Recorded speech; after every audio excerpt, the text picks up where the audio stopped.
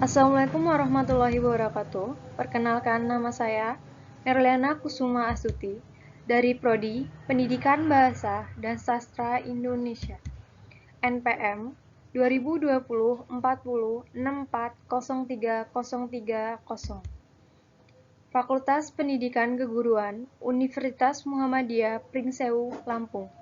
Saya akan membawakan materi mata kuliah menyimak keterampilan berbahasa. Materi keterampilan berbahasa. A. Pengertian atau hakikat keterampilan berbahasa. B. Manfaat keterampilan berbahasa. C.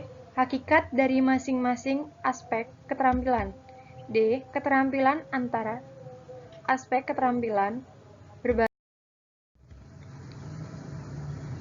A. Pengertian keterampilan berbahasa. Keterampilan berbahasa adalah keterampilan seseorang untuk mengungkapkan sesuatu dan memahami sesuatu yang diungkapkan oleh orang lain dengan media bahasa, baik secara lisan maupun tulisan. Dalam memperoleh keterampilan berbahasa, biasanya kita melalui suatu hubungan urutan yang teratur. Mula-mula, pada masa kecil, kita belajar menyimak atau belajar bahasa, kemudian berbicara, membaca, dan menulis. Dalam keterampilan berbahasa, terdapat dua unsur dalam komunikasi, yaitu encoding, yaitu proses konversi informasi dari suatu sumber objek menjadi data, yang selanjutnya dikirimkan ke penerima atau pengamat, seperti pada sistem memproses data. Decoding adalah proses memberikan makna terhadap kata-kata dan gerak tubuh yang disampaikan oleh pemberi pesan. Di sini ada diagram komunikasi satu arah. Secara sederhana, proses komunikasi dari unsur tersebut dapat digambarkan sebagai berikut, yaitu ada dua, pengirim-penerima dan penerima. Pengirim-menerima yaitu pesan dari encoding, dari lambang, dari bunyi atau tulisan. Sedangkan penerima, encoder, lambang dari decoding, dari pesan, dari bunyi atau. B. Manfaat keterampilan berbahasa. Keterampilan berbahasa bermanfaat dalam melakukan interaksi komunikasi dalam masyarakat. Banyak profesi dalam kehidupan bermasyarakat yang berhasil, antara lain memilikinya, misalnya profesi sebagai manajer, jaksa, pengacara, guru, penyair, dai, wartawan, dan lain-lain. Adapun 4 manfaat lainnya, yaitu ada 4. Yang pertama itu mengetahui bicara secara terampil, memiliki banyak keahlian. Yang ketiga memiliki banyak teman. Yang keempat, mudah saja. Yang C yaitu keterampilan berbahasa memiliki 4 aspek, yaitu yang pertama menyimak, yang kedua membaca, yang ketiga berbicara, yang keempat menulis. Yaitu kita akan berbicara tentang aspek pertama, yaitu pengertian keterampilan menyimak. Menurut Trigon, menyimak ialah suatu proses kegiatan mendengarkan lambang-lambang lisan dengan memenuhi pengertian, memahami ekspresi serta inspirasi untuk memperoleh informasi, menangkap isi atau pesan serta memahami makna komunikasi yang telah disampaikan oleh pembaca melalui urutan atau bahasa lisan. Menurut Idelson, menyimak sebagai proses besar mendengarkan, mengenak serta menginspirasikan lambang-lambang lisan. Menurut Russell dan Russell, yaitu menyimak bermakna mendengar dengan penuh memahami dan memperhatikan serta merefleksi. Menurut Hanapi Atthassamhita, Menyimak ialah mendengar serta khusus dan berpusat pada objek yang disimak. Menurut Dijo Trigon, menyimak dapat didefinisikan sebagai suatu aktivitas yang mencakupi kegiatan mendengar dari seseorang mengidentifikasi dan mereaksi atas makna yang tergantung dalam bahasa menyimak.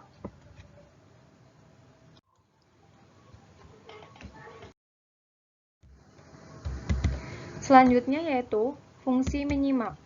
Berikut ini terdapat beberapa fungsi, yaitu 1. Membuat hubungan antar pribadi lebih efektif.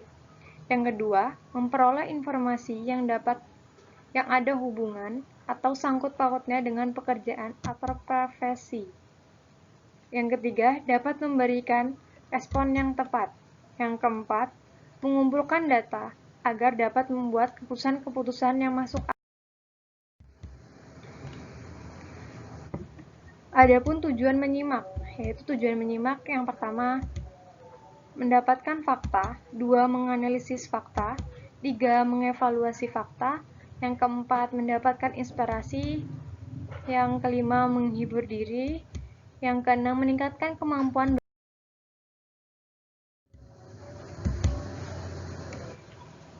Jenis menyimak, yaitu ada 3. Menyimak ekstensif. Menyimak ekstensif adalah sejenis kegiatan menyimak yang berhubungan dengan hal-hal lebih umum dan lebih bebas terhadap suatu bahasa, tidak perlu di bawah bimbingan langsung seorang guru. Menyimak intensif. Menyimak intensif adalah menyimak yang diarahkan pada suatu yang lebih diawasi, dikontrol, terdapat suatu hal tertentu. Menyimak sosial. Menyimak sosial atau menyimak konversasial ataupun menyimak sopan. Faktor menyimak. Faktor menyimak yaitu faktor fisik. Kondisi fisik dan lingkungan fisik yang menyimak merupakan faktor yang penting dalam menentukan keefektifan serta keaktifan dalam menyimak. Faktor psikologis, yaitu psikologis melibatkan sikap-sikap dan sifat-sifat pribadi, yaitu faktor-faktor psikologis dalam menyimak.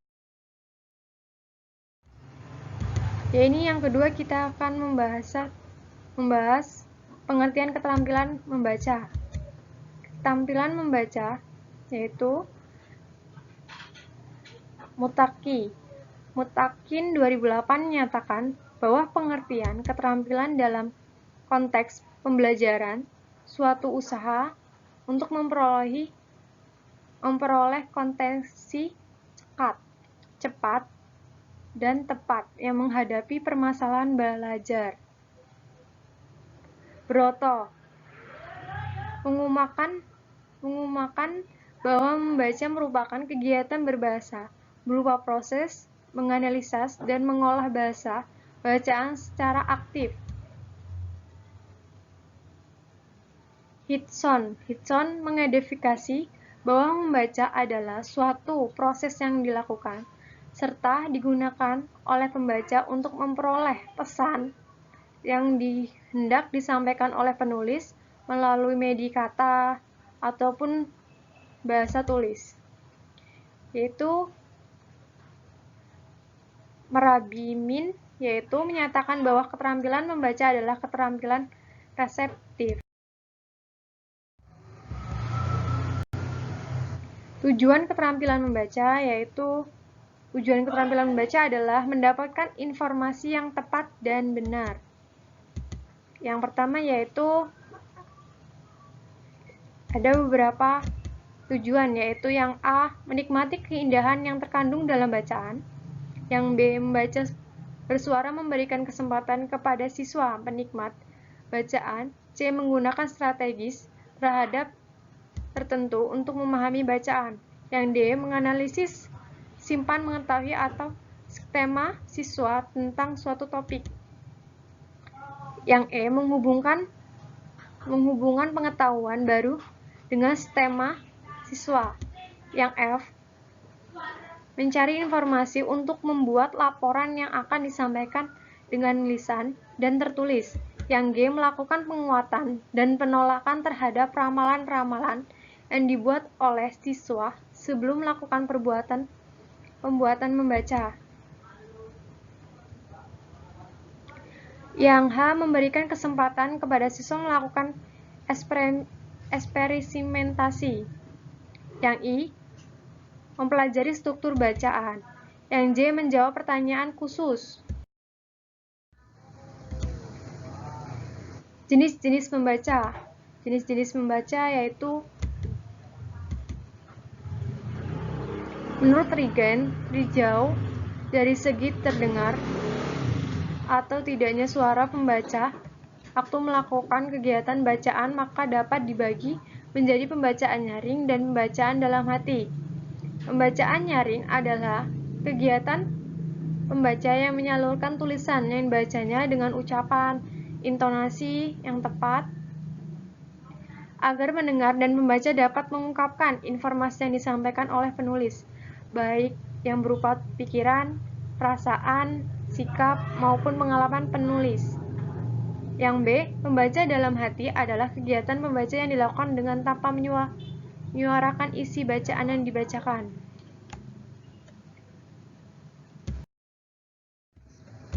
Di sini ada dari bacaan, yaitu bacaan ada dua, yaitu bacaan ekstensif dan bacaan intensif. Pembaca ekstensif yaitu ada tiga, pembacaan survei, pembacaan sekilas, pembacaan dangkal. Sedangkan pembacaan intensif itu ada dua, pembacaan telaah isi dan pembacaan telaah basa. Telaah isi yaitu ada empat, pembacaan teliti, pembacaan pemaham, krisis, dan ide-ide. Sedangkan telaah bahasa yaitu ada dua, pembacaan bahasa dan pembacaan sastra. Faktor-faktor keterampilan membaca yaitu faktor yang mempengaruhi beberapa menurut Lab atau Erulit. Yaitu yang pertama faktor fisiologis. Faktor fisiologis menyangkut kesehatan fisik, perkembangan neurologis. Yang kedua yaitu faktor intelektual yang terkait dalam inteligensi merupakan kemampuan berpikir yang terdiri dari memahami yang mendasar tentang situasi yang diberi dan proses secara tepat. Yang ketiga yaitu faktor lingkungan. Faktor lingkungan meliputi latar dan pengalaman siswa di rumah dan sosial ekonomik keluarga siswa. Sedangkan faktor yang keempat itu faktor psikologis. Faktor psikologis mencakup motivasi, minat serta, ematang sosial, emosi, dan menyesuaikan diri. Yaitu yang ketiga, ada pengertian keterampilan berbicara. Haryadi dan Zamini mengumakan bahwa secara umum berbicara dapat diartikan sebagai suatu penyampaian maksud, yaitu ide, pikiran, isi hati seorang kepada orang lain dengan menggunakan bahasa lisan, sehingga bermaksud tersebut dapat memahami orang lain. Sedangkan Slamet dan Amir mengumakan pengertian berbicara sebagai keterampilan menyampaikan pesan suatu bahasa lisan sebagai aktivitas untuk menyampaikan gagasan yang ditulis serta dikembangkan sesuai dengan kebutuhan. Indikator keterampilan berbicara yaitu keterangan sosial, keterangan simatik, keterangan fenotip, keterangan vokal. Keterangan sosial yaitu kemampuan berpartisipasi secara aktif dalam hubungan-hubungan masyarakat. Keterangan simatik, kemampuan menggunakan kata-kata dengan arti yang tepat dan penuh memahami. Sedangkan keterangan fenotik, kemampuan membentuk unsur-unsur fenotik bahasa secara tepat. Sedangkan keterampilan vokal, kemampuan menciptakan efek emosi yang diinginkan dengan suara. Manfaat dan tujuan. Manfaat dan tujuan dari berbicara yaitu komunikasi dengan antar individu dan kelompok menjadi lebih efektif, melancarkan pertukaran informasi, memahami kepercayaan diri, menambah kreativitas atau wibawa. Yang keempat yaitu salah satu faktor mempermudah memperoleh pekerjaan. Yang kelima yaitu menambah level nilai dalam diri. Yang bisa mendapatkan kepercayaan dari yaitu kita bahas lagi pengertian keterampilan menulis. Keterampilan menulis yaitu menurut Trigen dalam Muskelson, menulis adalah menurunkan atau melukiskan lambang-lambang grafik yang menggambarkan suatu bahasa yang dipahami oleh seseorang sehingga orang lain dapat membaca lambang-lambang grafik tersebut kalau mereka memahami bahasa dan gambaran grafik itu. Menurut Rafi Udin, menulis diartikan sebagai kemampuan menggunakan bahasa atau menyatakan ide, pikiran, atau perasaan kepada orang lain dengan menggunakan bahasa tulisan.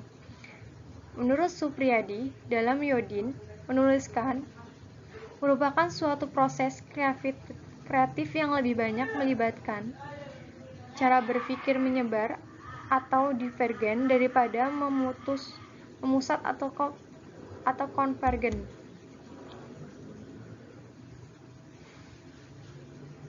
Menurut Kovalis, menulis adalah suatu kegiatan yang aktif dari seorang menulis menyampaikan suatu gagasan secara tidak langsung dari orang lain dengan menggunakan lambang grafik yang dapat dipahami melalui menulis dan pembaca.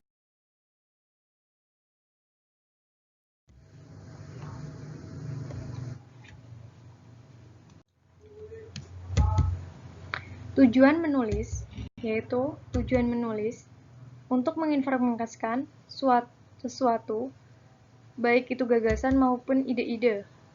Yang kedua yaitu untuk membujuk, mengajak, dan mengasah para pembaca agar dapat menentukan sikap ataupun menyetujui atau mendukung yang dikemukakan penulis. Untuk mendidik, mencerdaskan, dan mengimbang bahasa baik intelektual, emosional, dan spiritual. Yang keempat, untuk menghibur para pembaca yang lelah setelah beraktivitas. Yang keenam, untuk lebih menyakini para pembaca terhadap apa yang dimiliki. Yang ketujuh, untuk memecahkan suatu masalah. Yang kedelapan, yaitu manfaat menulis. Manfaat menulis adalah dapat memperluas dan meningkatkan kosakata yang lebih diketahui karena banyak membaca. Dapat melancarkan tulisan baik kalimat, paragraf maupun wacana. Yaitu yang selanjutnya dapat mengembangkan suatu gaya menulis sendiri. Selanjutnya, secara materi dapat memperoleh honorium sebagai profesi sampingan. Selanjutnya, secara non-mental dapat memberikan kepuasan batin. Manfaatnya yaitu ada 3, secara material, secara non-material, dan popularitas. Menurut secara material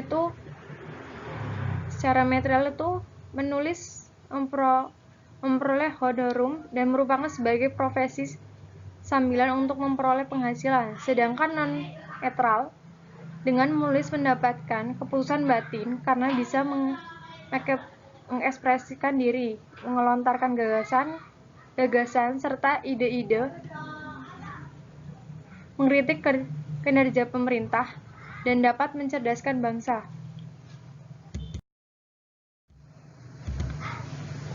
Yang D, hubungan antara keterampilan berbahasa. Dalam keterampilan berbahasa, antara lain, sangat erat berhubungan dengan 3 keterampilan lainnya, yaitu ada 3 hubungan, yaitu yang pertama hubungan antara menyimak dan berbicara, Yang kedua, hubungan antara menyimak dan membaca. Yang ketiga yaitu antara hubungan berbicara dan membaca. Yaitu yang pertama, keterampilan antar aspek keterampilan berbahasa, yaitu yang pertama, hubungan antara menyimak dan berbicara.